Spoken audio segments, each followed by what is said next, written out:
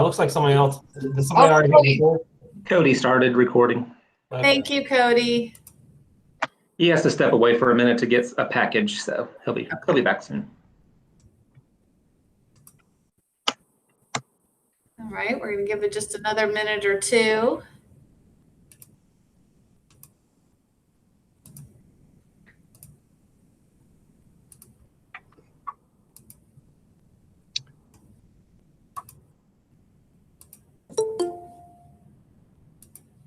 Region 3 is in the house.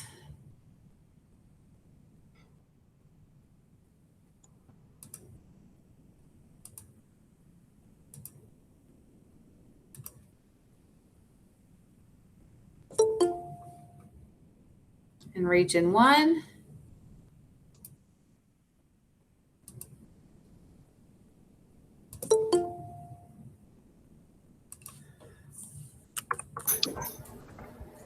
I'm present.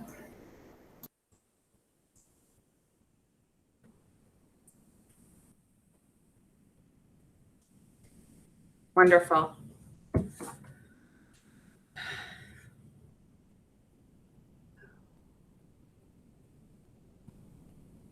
All right. Well, we will go ahead and get started. I see we got John Provo, Region 2 on the line. Thank you. All right, we'll go ahead and get started. Hey, listen, thanks for being so flexible. I know we rescheduled our regular time for support organization meetings. We were doing application review today. So we reviewed 3 applications, all in the workforce category, and we had some really good conversations. And thanks for those of you who participated in those pitch calls, and as always, all the work you did to get the applications to us and in good order. So we really do appreciate that.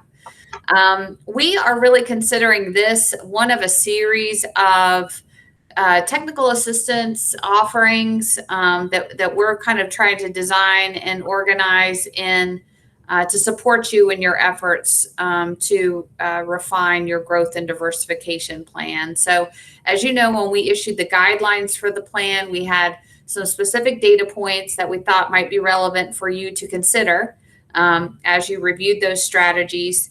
I recognize that some data is harder than others to come by, and David's here with us, Hennessy, so he knows very well how tricky it can be to track down some of these things. And so we really designed a project built off of our original work conducted on our behalf by Teconomy, and Mitch Horowitz is here with us, and he's going to share that with us.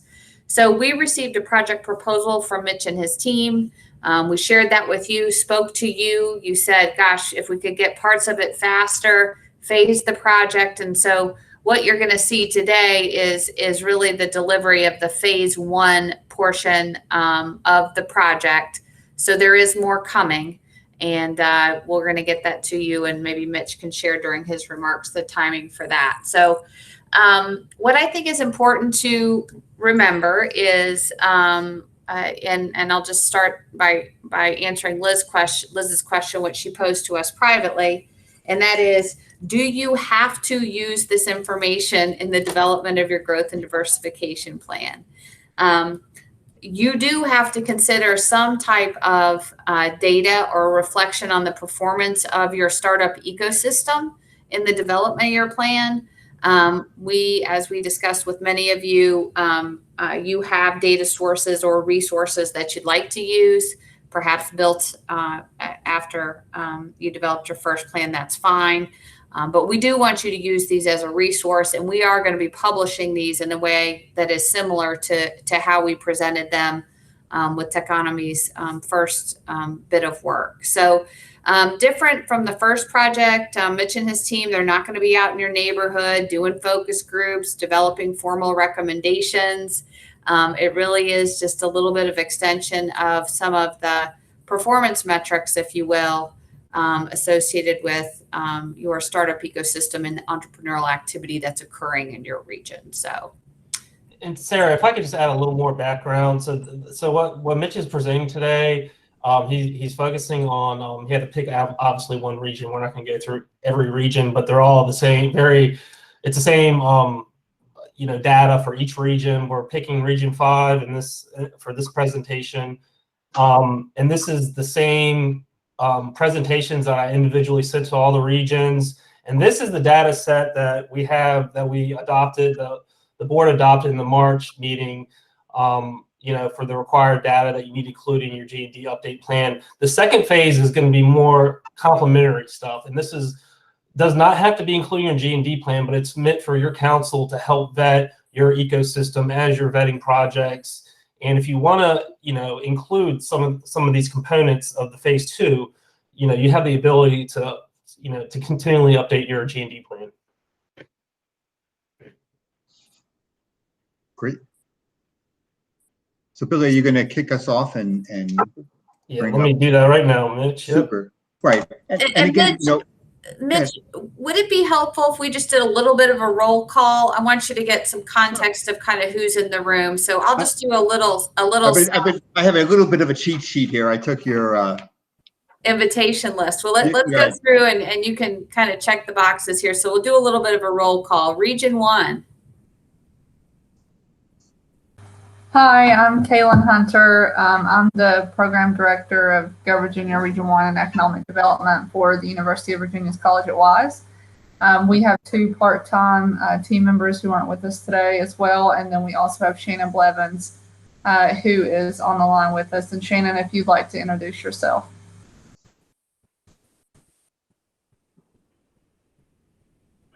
Hi there, everyone. This is Shannon Blevins. I'm the Vice Chancellor for Administration and Government Relations at UVA-Y. I'm joining via phone. Thanks. How about Region 2? I see John. You're on mute. But you like me that way, don't you? Yes. Mitch, good to see you again. Good to see you. All right. Anybody else from Region 2 here today? Everybody's busy. How about Region 3? Good afternoon, Mitch. My name is Brian Dave. I'm Program Director for Southern Virginia for the Weldon Cooper Center at the University of Virginia, and also Program Director for Go Virginia Region 3. It's a partnership between both. My colleagues, Liz Povar, I think has grandchildren and is in the pool somewhere today, which is good. And my other colleague, Deborah Gosney, who's the Executive Director of the Planning District Commission, Southside Planning District Commission, had something up and is keeping her from being here today. So I look forward to hearing what you have. Thanks. How about Region 4? Oh, Sarah, can we introduce David Hennessy? Oh, I apologize, David. That's okay. I already called you out. David, my apologies. Brian did. Apologies. Hey guys, if I could. Brandon Yeah, Hennessy. I represent Longman University, specifically the Office of Community and Economic Development. I'm the Director of Research, Innovation, and Entrepreneurship, and I've been helping David, Liz, and team with their growth and diversification plan. So excited to see the business formation data today, and I'll pass it along. Thank you guys for having me. Mea culpa, man. And how about Region 4? I thought I heard Wilson, but this is Bob Holsworth, and I'm serving as their Region 4's consultant with the update for the growth and diversification plan. Thank you. Yeah, this is Wilson, and I believe I'm in a car right now, so I apologize. Ann and Serena likewise probably are on the phone as well. That's great. Thanks, Region 4. How about 5? I'm the only one here today, I think, from Region 5. Donna Morris. I'm with Reinvent Hampton Roads. I get to work with Jim Spoor. Mitch Horowitz, you've done a lot for Region 5. You've helped us with a lot of projects, and we appreciate that and look forward to working with you on this one as well. That's great. Thanks, Donna. How about Region 6? Hi, everyone. I'm Jennifer Morgan. I'm the Region 6 coordinator. Starting Monday, I will no longer be the only Region 6 person. We have a part-time person starting on Monday. And our consultant, unfortunately, with the Chapman Group, Tom Chapman, his father passed away, and so he is out of the office this week. So he would have been here otherwise. I'm so sorry to hear that. So we'll record this if you'd like to share it with him. How about Region 7?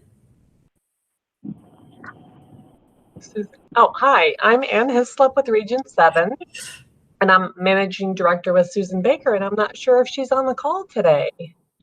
Don't see her. No, Yeah. she said she wouldn't be able to make it when we talked earlier. Okay. And how about 8?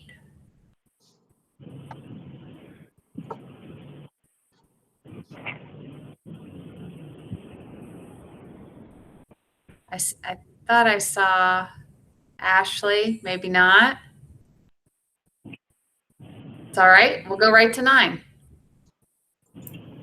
Hi, Shannon Holland, Go Virginia Region 9 Director. Nice to see you, Mitch.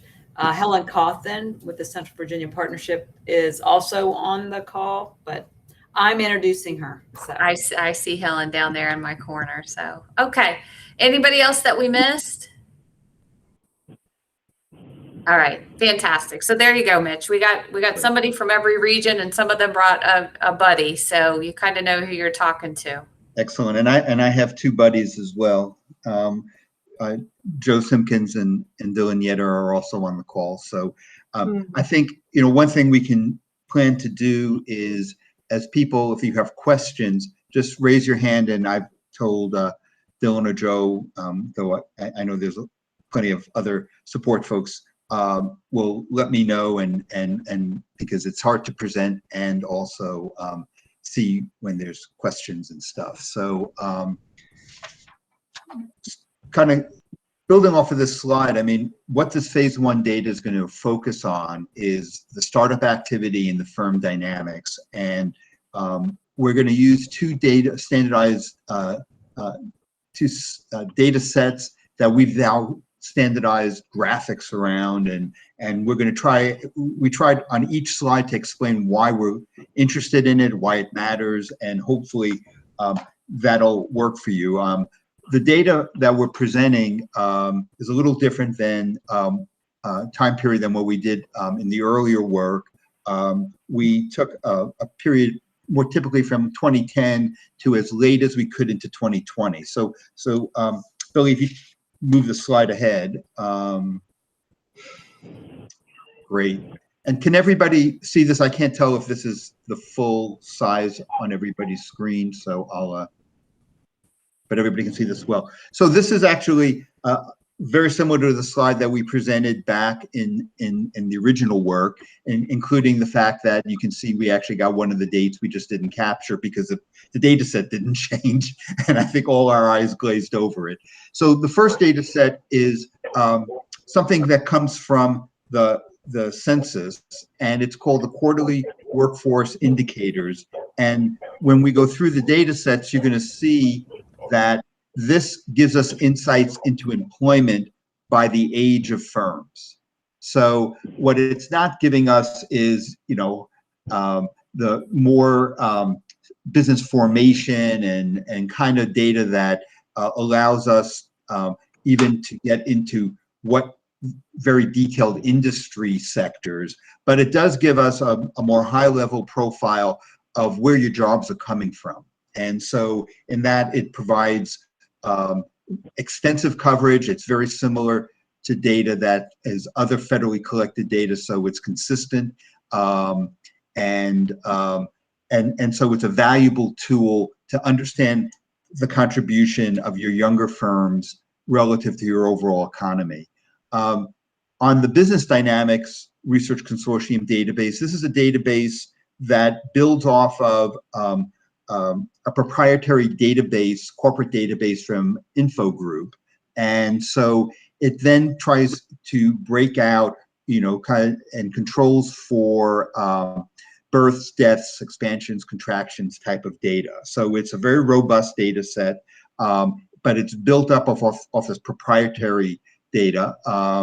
And it does allow us to understand the specific firms and how firms have grown, as well as being able to understand what sectors of the economy they come from. So we can do a lot more profiling relative to the traded clusters and the targeted industry sectors that you all are looking at. One thing I will say about this data set, because it is corporate proprietary, in 2018, they added a whole bunch of new records from and kind of augmented their data set. And so that has created a problem of comparisons of anything prior from 2018. And so we've done a lot of work with the group. Actually, the University of Wisconsin maintains this database, and very good to work with. But there's really no easy way to clean it up. And so we are really kind of starting in a much more present day from like 2018 through 2020 with the data set. So if we go to the next slide, we're going to kind of focus first around how different age of firms have impact your employment. And the first kind of snapshot, and it really is kind of a very much of a today, looking at a very static look at where your traded industry jobs, and we're doing the traded industry at a very high level, so it's not at details, but they give us enough so we can tell what's in manufacturing, what's in other major sectors that would be part of traded sector jobs. So we grab those firms similar to what we did way back when we did the first analysis. And the key thing about this is it kind of tells you where your jobs are today. And it really makes the point, as you can see, the light green is the 0 to 5, the blue is 6 to 10 years old, and the gray is 11 plus. And so you could see both in Region 5, and again, I'm sorry to pick on you guys, but also for the state of Virginia and for the US, that in a kind of static look, most of the jobs are in older firms. And that actually makes the point about the importance of retention activities to everybody's economy. But when you take a more dynamic look, Billy, if you move to the next slide, you begin to see that, in fact, there's a lot more dynamic nature happening. And we're able, on this data set, to look at it on a quarterly basis. So this dynamic look of job changes by the age of firm, we aggregated up for each year going back to 2010. And you can see that for the most part, it's even, certainly for Virginia over on the right-hand side, and for the US, it's those younger firms where most of the job growth happens on a year-by-year basis. If you look at Region 5, you could see as you move into, and kind of mirroring a little bit of Virginia, that each year can be a little bit different about where firms are growing and not growing. And so, 2010 kind of gets us into the beginning of sequestration. And so, very defense-oriented community. 2020 is just kind of the COVID year. And you can begin to see these dynamics on a year-by-year basis. When you look at it over the time period, if you go to the next slide,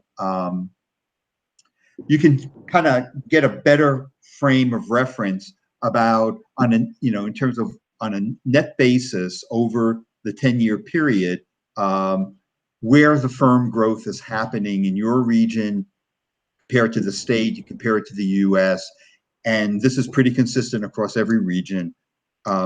Most of the job growth is coming from your younger firms. And, in Region 5, what we're seeing here is that as these, and just to put your mind to kind of understand some of this, what it really shows is the churn in your economy. We're not saying that these firms are always going to be successful. And in fact, over this 10-year period in Region 5, there was actually net loss of jobs in the 6 to 10 years. But what it does give you a sense about is how important having an effort in entrepreneurial development is to a region to enable over time jobs to grow, and hopefully those firms will survive, and then they'll become part of the older group, and maybe that will then be part of your retention activities. So if we go to the next slide, we start to move into the BDRC database. And what we're presenting here, because we're kind of, as I mentioned, starting this database from 2018 into the current, which is in some ways also is good for Go Virginia, because this is probably when most of your own efforts have been happening in entrepreneurial activities through Go Virginia. What we wanted to first do is just give you a quick understanding of the numbers of jobs and the business formation rates. And again, what we're looking at here when we talk about startups is we're factoring out branch plants. So we're not looking for those, whether manufacturing or in IT services, where they're related to a larger company, and so it's just a branch operation. What we're looking at then is the number of new firms in each year, and we're giving you the actual numbers of the new firms, and then we're looking at it from a formation rate, which then looks across the base of all firms to calculate a new business formation rate, and we're presenting the average from 2010 to 2017, and then allowing you to see what happened in 2019 and 2020, and giving you a comparison to Virginia. The unfortunate thing with BDRC is there's, it's not a national, it is a national database, but you can't see all the activity for the nation unless you buy the entire national data set, which is hundreds of thousands of dollars. So we don't have a comparable for the traded sector industries, but we felt like giving you a sense of relative to Virginia would be helpful to you. And you can see here that in Region 5, they have generally tracked a little bit above the state in their traded sector new business formation. So if you go to the next slide, what we tried to do with this one is break out that business formation rate. So it's kind of a standardized measure on a year-by-year basis. So you can get a sense of when we did the average, did it actually look better in one part of the decade versus another part of the decade?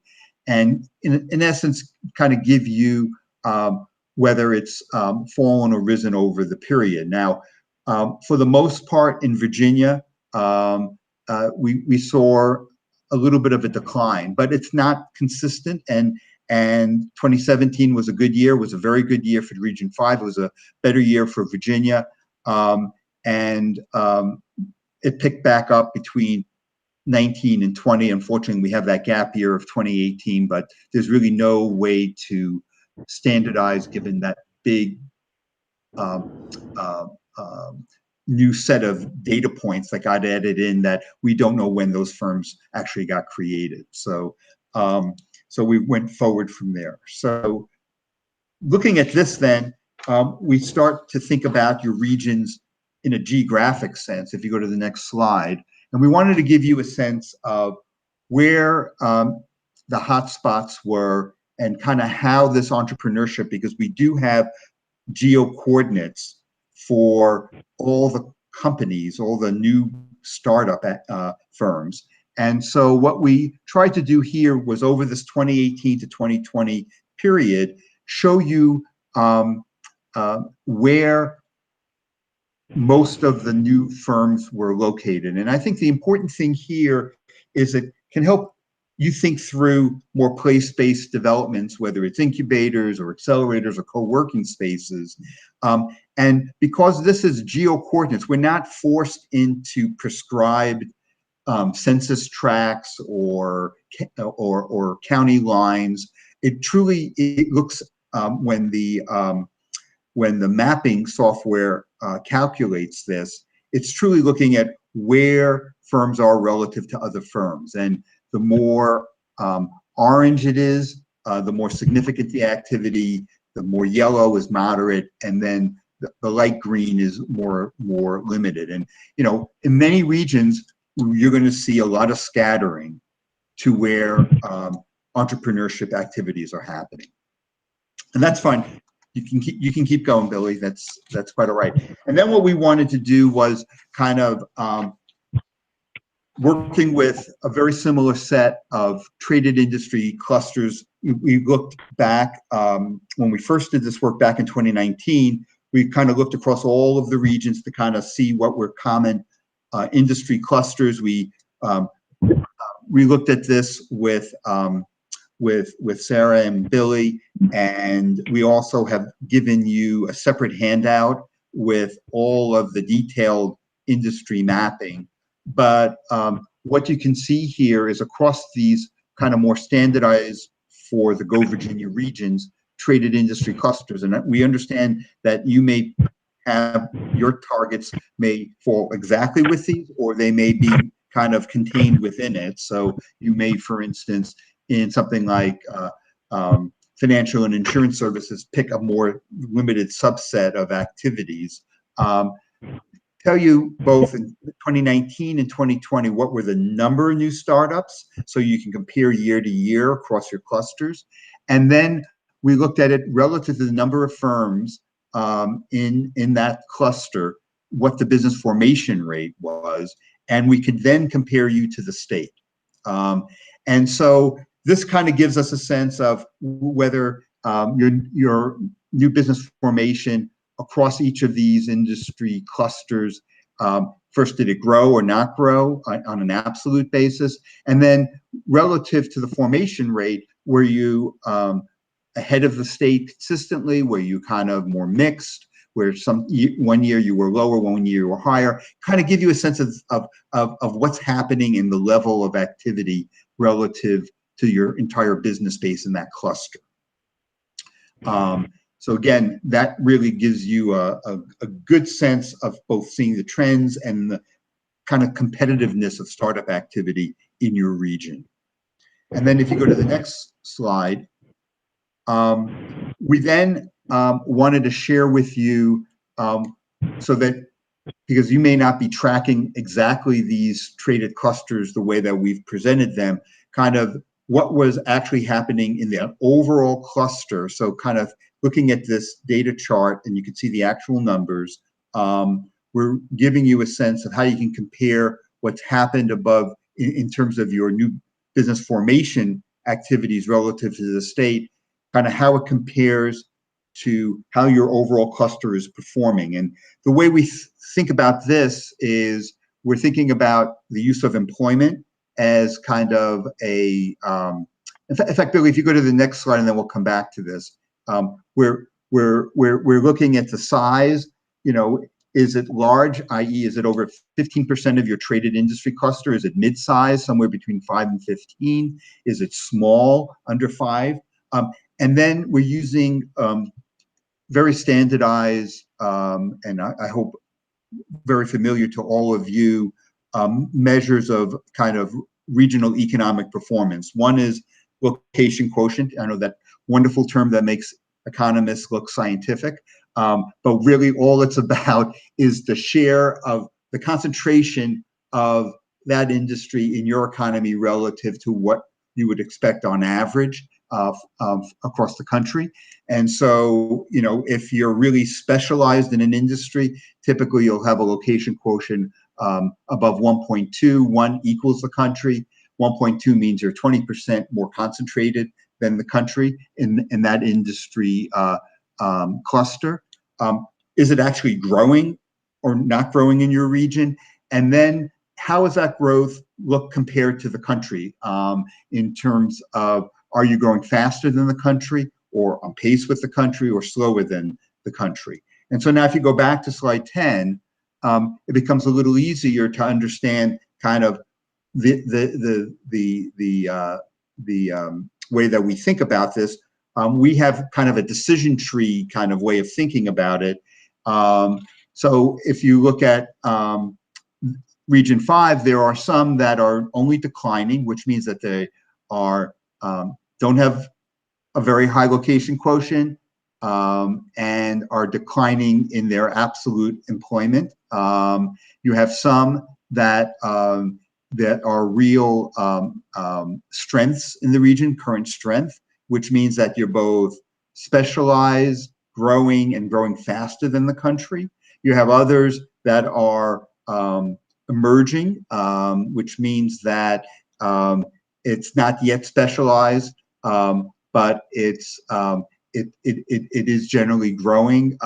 Obviously, we took 0.2% and gave the benefit of the doubt. So, but an emerging opportunity, emerging strength means that you're growing faster than the country. This just means that emerging opportunity that you're growing. So you can kind of see yourselves, and you can understand how these traded industry clusters are performing. This data set is coming from MZ, and again, it's from the QC. It's from the quarterly census of employment and wages. So it's what BLS uses to track industry employment, and then there's some imputation based upon where there's non-disclosure using county business patterns and other statistical techniques. So you could see all this information here. It's pretty robust when you put it all together, and it's very consistent with the data sets that you saw earlier from the 2019. And I'm happy to take questions, and hopefully this is pretty straightforward for you all to use. And if there's any questions and what's coming next is much more development resources. What's the level of university R&D and trends? What's happening in patent activities in key areas where you tend to be focused in your patent activities? What's happening in venture financing, both venture capital, which includes accelerators, sort of pre-seed as well as seed, and then we'll be also looking at some of the SBA kind of financing and SBIR activity and so forth. So John, I would always expect you to have a question, so I'm sure it's going to be a good one, so go for it. Oh, let's have some fun. Listen, I used this the other day with some folks, and John, you may be on mute. Excuse me. Sorry about that. Can you hear me now? Oh, I'm sorry. No, you're not on mute. I have a brand new ThinkPad, and my F1 key sometimes turns on when I have it out of the docking station. Okay. So apologize about that. So no worries. Are you? I appreciate this chart, and we used it with in a session the other day, and it's nice to summarize things and sort of come to some seemingly clear sense of direction about certain things. I guess I was a little uncomfortable though with making these kind of directional choices in the summary section there at that high level of a cluster, right? So, dynamics and underneath manufacturing. I mean, I've got, autonomy showing up in the same place as, the guys who extrude plastics for yogurt cups or whatever, right? And so the dynamic, and I had to get into that with folks, and I don't know if that's something, you don't need to go that deep for all of us for everything, but I think that's just something to give some thought to, I suppose. I guess so, and I'm hoping that all of you are using, so we built this up from a 6-digit level. I mean, this is typically how we do our cluster analysis work, and I appreciate what you're saying, and I'm hoping you're all doing your homework. I just wanted to help you all, and if you don't like the way we looked at things, disregard it. I mean, I don't think anybody's forcing you to say, oh, why are you working in an industry that's mid-sized and declining? And right. You're going to come back and say, well, because there is a set of clusters within it, or detailed industries within it, there's a subcluster that we really think stands out. And by the way, it tends to be really connected with our defense and aerospace. And every region is going to be different about how, the overlay of technologies and then industry clusters is not a simple equation. There are some industries, like for instance, finance and insurance, where your strengths in IT may be, right? And so, or in business services similarly. And so I think, we know you're going to go a lot deeper and you're going to be much more sophisticated about this. But we just wanted you to all see it. And again, because we know there are different, levels of folks working on this within the regions, just to help you out to make some sense of it, because it's just otherwise a lot of numbers.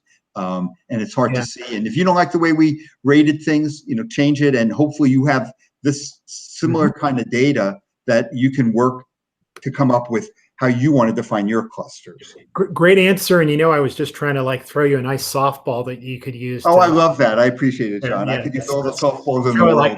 That's how I like to help. I think we've got a couple more questions. I think Ashley with Region 8 was first in the queue. Ashley?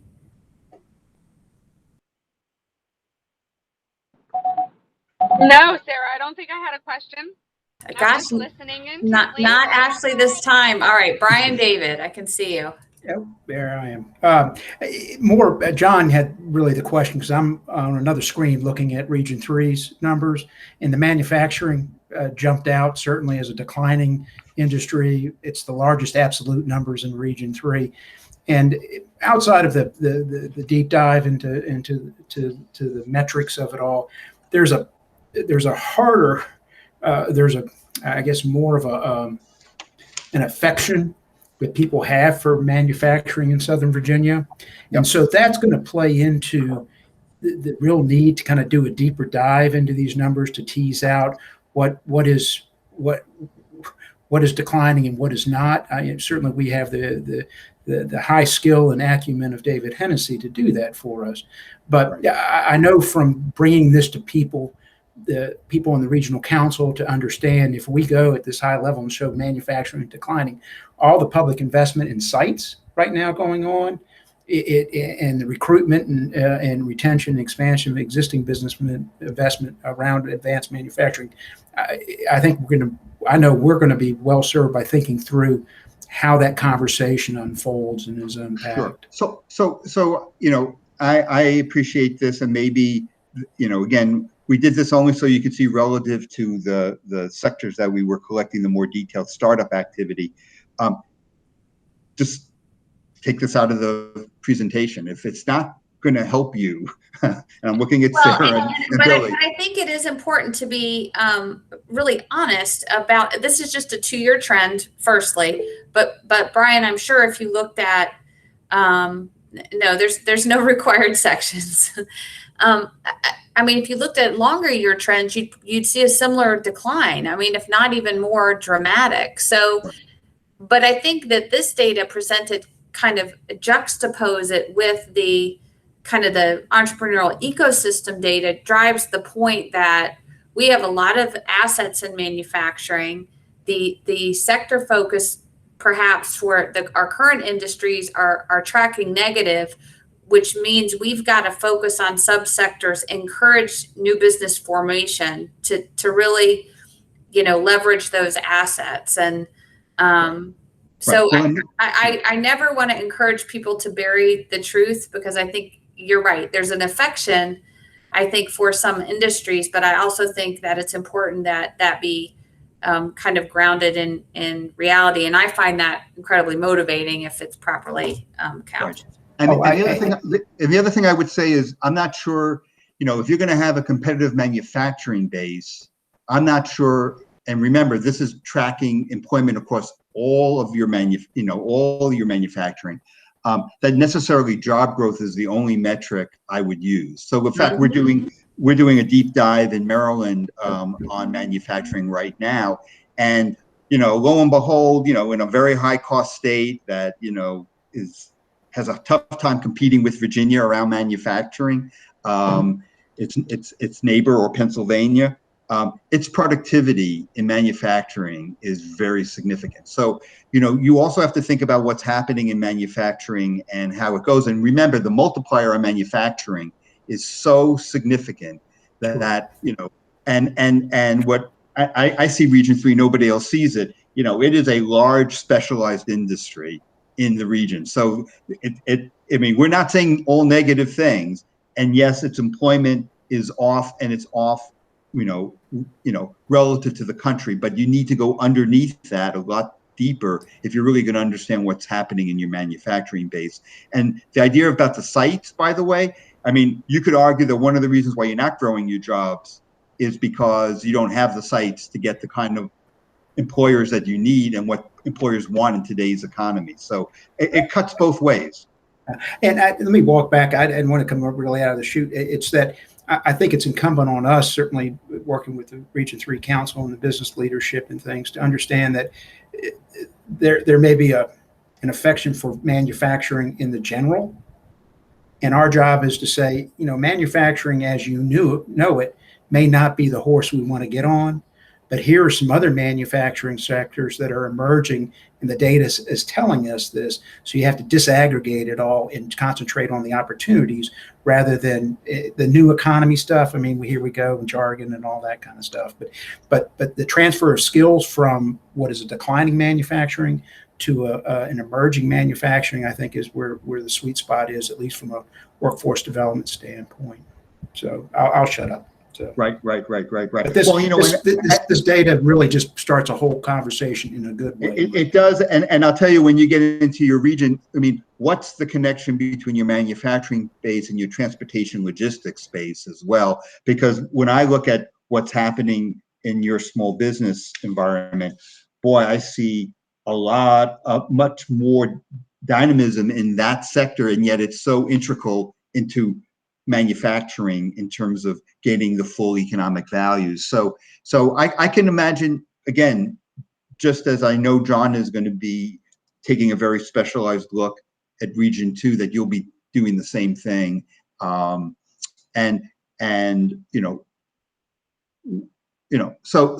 hopefully this will all be helpful. The numbers on the startup are smaller and stuff, so hopefully this all works for you.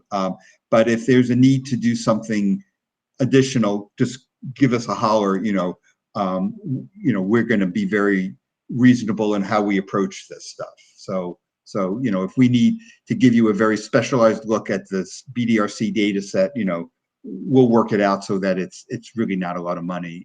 We're not charging you for this data set. The state owns it, and it's just a question of the time we have to put in to customize if you really feel you need that.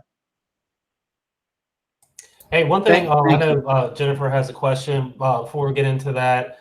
I realized that I did not send, when I sent the all of Mitch's slides, I did not send the definition of the cluster industry. So after this call, I'll send that out to everybody and make sure they have that. And it's just a list of the NICS industries of how they define their clusters. All right, Jennifer, your turn. I guess might get into a little bit of what Billy just said, but I was surprised to see healthcare on here, and I wanted to know a little bit from Mitch about why that was included, and then from DHCD on if that's a new industry that we're going to be. I mean, if we're putting it in our information to our stakeholders, I think that they should be able to at least have the caveat in the report as to why it's in a state document. It was in the original study as well, Jennifer. So this isn't an addition. We're just really trying to replicate, but I'll let Mitch go into that because we had a lot of discussions about it. Yeah. So, in healthcare so what this is not is doctors' offices, right? This is kind of thinking about healthcare much more from your larger hospital perspective and delivery perspective. And, a lot of, one thing we did is we broke out life sciences, and, maybe the right way to think about it is in combination with your life sciences, but it's so distinctly different. And when most folks, so for instance, we work at the national level with bio. Every 2 years, we put out kind of where is biosciences. We do not include any healthcare. We've worked around the country. We probably have done 40 to 50. We've been around well over 20 years. Different kinds of roadmaps and cluster work in the biosciences, and every one of them have included healthcare when they think about their overall base, and you know what you have in your region, and you can see what's there and whether it actually is generating, whether it's bringing in patients from outside the region, is really the issue. And we've developed, the board has endorsed healthcare projects that have regional significance, like a center of excellence, and to Mitch's point, the types of healthcare life science activity that would result in bringing new revenue into the state. Okay, I mean, just looking at it from a Region 6 perspective, that's one of the few emerging strengths for our region. And so it would be a detriment to the region not to be able to continue to pursue that avenue. So we just wanted to know why that was included in the report, if it wasn't something that we could spend Go Virginia money on. Yeah. Right. Well, and the way you really make it an economic driver is, let's say you go a little deeper and you learn, for instance, that you have real strengths in kind of cardiology. Well, then the issue I would say is, can you build out clinical trials? Is there more to it? Are there things, or activities happening in your universities that can also be connected better and can kind of give you more of an economic driver? And you'll see healthcare here is it's a very narrow definition of healthcare. Yeah, there it goes. You could see it's really your larger hospital centers.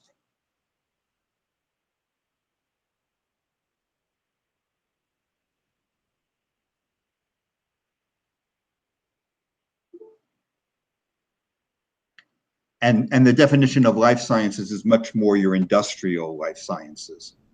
Yeah. David, Tennessee? Thanks, Sarah. Mitch, awesome so far. Really looking forward to getting my hands on this. My question resides in the slide that you had shown for firm age, like over 11 years, and you were looking at, 1 to 5 years, and then the gap of 6 to 11. And so forth. Is that representational of all employment, or is that just looking at self-employment?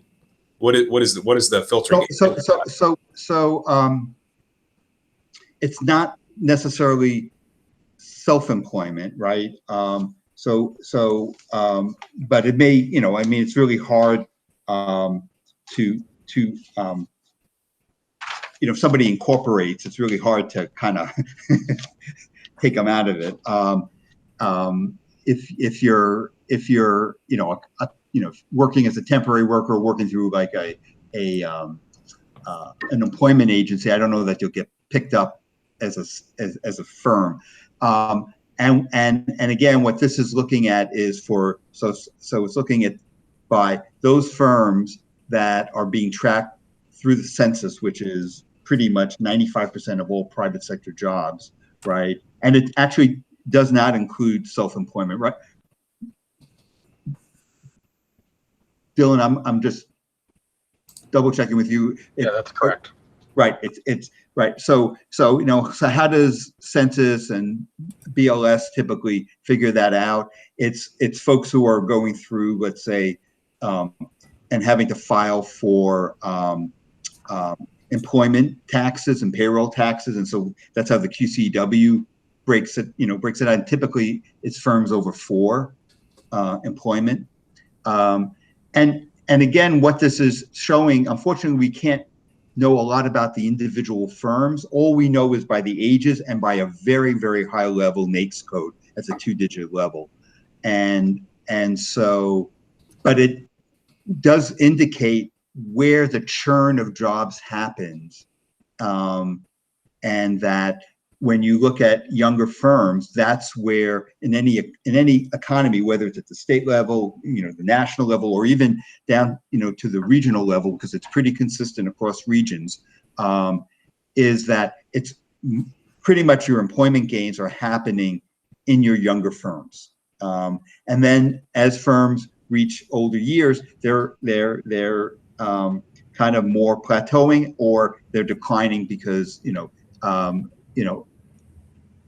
just think about, even if you're made up of lots of small firms that typically family owned, it's hard to keep family owned businesses going over the generations and so forth. So you just have to kind of take a look at it. But retention activities is really important, because one way to really strengthen your economy is keep that older firm decline as minimal as it can be, right? And again, like a lot of other firms, older firms are places where you're going to have a lot of modernization, and in today's world, autonomy and robotics, and I mean, that's the name, and the use of IT to kind of reduce workforces is the way you stay competitive. Awesome. Thank you, Mitch. All right. Any other questions? Billy, why don't you stop presenting just so I can see everybody? I can't see all hands here. I want to make sure I'm not missing anybody. Okay.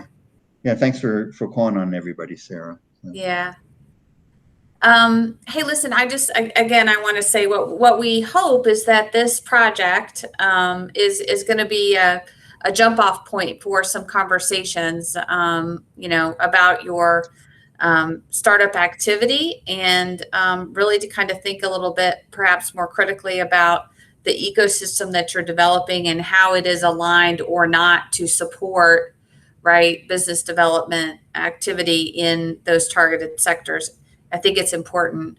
I know I love the data on, where jobs come from and just emphasizing again the importance of early stage firms and retention, business retention and expansion activities on that continuum.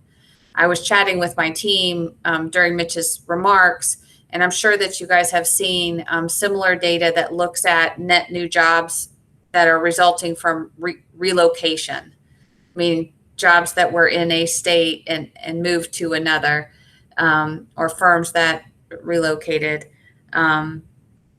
The big opportunity, I'll just tell you, in my career, they're here, right?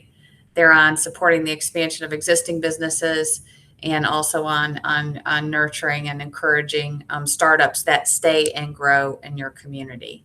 Attraction is fantastic. I love the work that's happening, particularly when you're trying to develop or build out a supply chain for kind of an emerging cluster. Being able to either start or attract firms that fill in all the pieces is important too. John, do you have a question or a remark? Maybe something nice to say? Oh, he just left. He just said, I gotta go. I love it. He couldn't even say something nice. David, somebody call him out on that. Poor John. I mean, this is what happens when everybody knows each other for too long. I know. No. I'm sure he probably had, he's coming back. And of course, know that Mitch is available. They have the data set. We'll share the data dictionary that shows the descriptions. We tried to stay consistent with the first Teconomy report, okay, and not expecting you to hold the two side by side, but we felt like that was at least kind of a grounding effort. Sharing this with your regional councils would not be unfamiliar, and just gives you a few more years worth of window into kind of what's happening and brings it up a little more current. Right. I just want to say I appreciate the effort, and there's an overload of data. Sometimes you can paralysis analysis kind of thing, and then you have to jump to more of a policy consideration and get into the subjective world. But this is certainly interesting things. I have the fortunate benefit of having a very capable data analyst that will help us frame policy decisions for presentation to the council. Yeah. So, thank you. Can I suggest one other fun thing to do with this? We didn't really, we sort of alluded to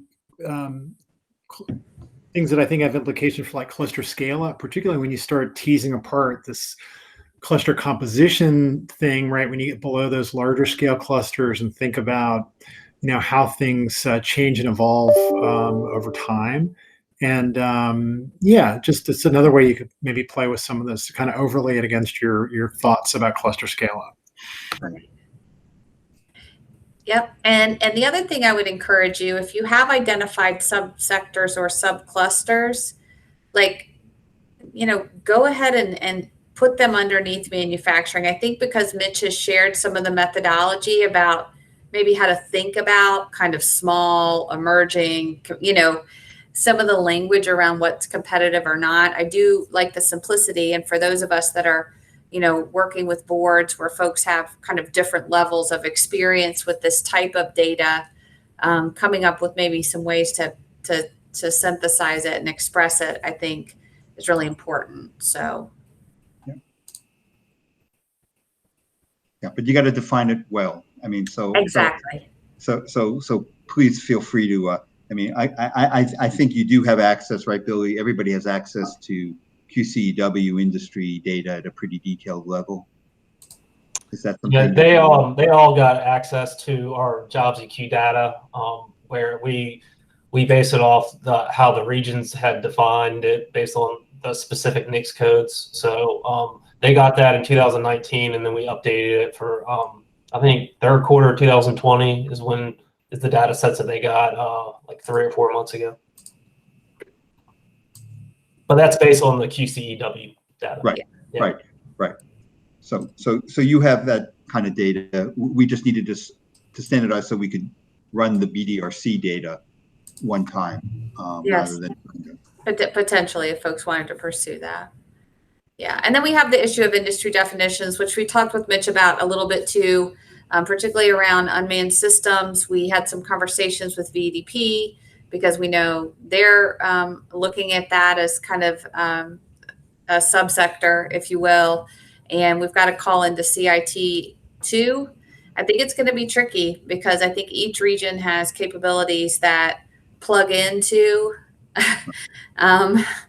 this sector, and trying to figure out how much of the value add or output associated with software engineering, right, is going into unmanned systems in any given region, I think is a little difficult. Right. Well, and some of it could show up in navigation because, yeah.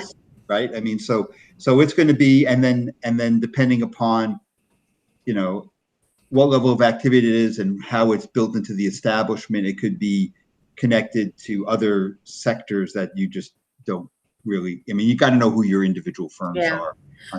But too, that's a cluster in action, right, Mitch? Is you've got a lot of companies kind of in a constellation, and not all of them are 100% committed, but to that one business activity, unmanned systems, for example. But having a workforce that supports that input, having university assets that support the development of those inputs, I mean, that's clusters at their best. So I always say don't try to boil the ocean here by coming up with, I think, really firm definitions, understanding that these clusters operate in some sense as kind of ecosystems too, I think is important. Yeah, fuzzy is a good way to put it. Right. Well, right. Organic. Right. Sarah, I know everybody's probably anxious to leave for the day. For like a minute, do we want to just touch on the phase 2 and the timing of that? Yeah. So I think we're pretty close on all the data. So it's just producing the mapping and stuff. And I would expect towards the end of the month it might slip into the first week of September, just given holidays and stuff. But we'll push it out, and we'll do it the same way, Billy. We'll send it to you in the box folder and stuff, and all this data. We're building this all in a way that it quickly gets generated into charts and stuff. So we'll be able to do some great things on the web, working with you guys. But I think that's the timing we're at. I don't think it'll go later than that. Yeah. Thanks, Mitch. And again, this phase 2 is meant to be a resource for you all. So don't let it, if you're on a schedule and it's not something that you can include your G&D plan, it's fine. But consider your growth and diversification plan a living, breathing document. So This second phase of data could help you vet, startup ecosystem cluster scale projects moving forward. So be sure definitely to share it with your council. Yeah, I think for those of you, especially that have subcommittees that are really focused on startup ecosystem or innovation, it would be, probably a nice little data stack for a discussion about, the capital stack and access in your region. So good. All right. Thank you, everybody, for joining us and for accommodating our time shift. We're going to be bringing you more. Okay. Really just as resources, and please, reach out to Mitch. Billy is our kind of in-house data guy. If you feel like you need some more detail or just want to commiserate, please use us as a resource if you're stuck in any part of your plan development and it's due to maybe a lack of data that you think provides you the insight you need to make decisions. Jennifer, I haven't forgot about you. I'm still working on getting your sub-region data for you. Thank you. Mm-hmm. Good. Thank you all. Okay. Great seeing everyone. Have a great afternoon. Thanks, Mitch. Bye-bye.